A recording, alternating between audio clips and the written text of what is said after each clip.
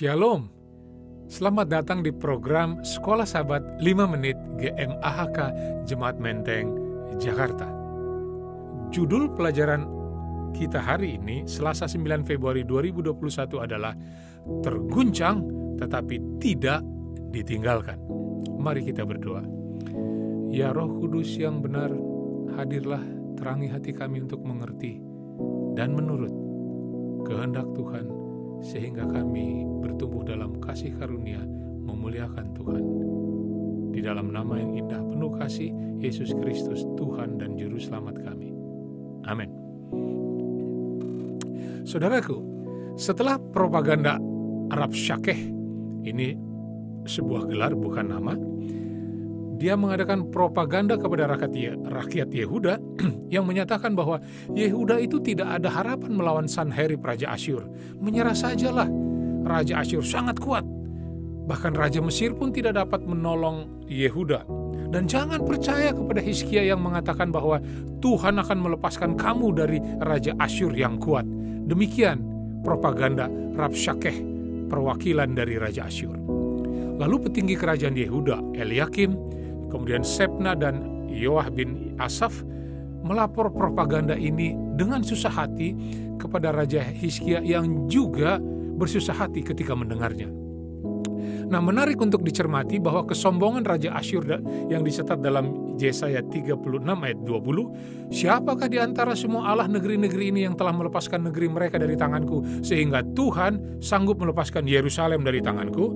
Ini adalah mirip dengan kesombongan dalam Wahyu 13 ayat 4. Dan mereka menyembah naga itu karena ia memberikan kekuasaan kepada binatang itu. Dan mereka menyembah binatang itu sambil berkata, siapakah yang sama seperti binatang ini? Dan siapakah yang dapat berperang melawan dia?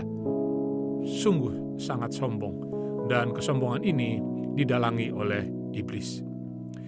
Kerajaan Yehuda dan Raja Hizkia saat itu terguncang.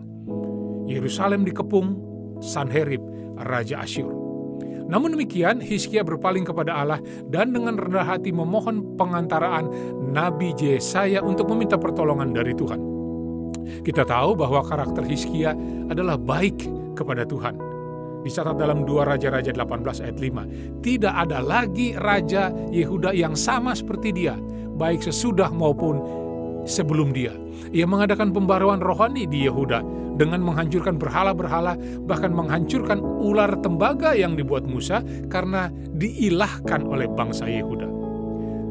Tuhan menjawab doa Hizkia melalui Yesaya yang dicatat dalam Yesaya 37 ayat 6 dan 7. Janganlah takut terhadap perkataan yang kau dengar yang telah diucapkan oleh budak-budak Raja Asyur untuk menghujat aku. Sesungguhnya aku akan menyuruh suatu roh masuk di dalamnya sehingga ia mendengar suatu kabar dan pulang ke negerinya. Aku akan membuat dia mati rebah oleh pedang di negerinya sendiri. Dan hal ini digenapi saat Raja Sanherib mendengar kabar yang mengalihkan perhatiannya dari serangan terhadap Yehuda, yaitu kabar bahwa Tirhaka, seorang Ethiopia yang kemudian menjadi Raja Mesir, hendak menyerang Asyur. Dan untuk itulah Sanherib menyuruh Rabsyakeh kembali ke Yehuda dengan pesan propaganda yang sama dengan yang pertama.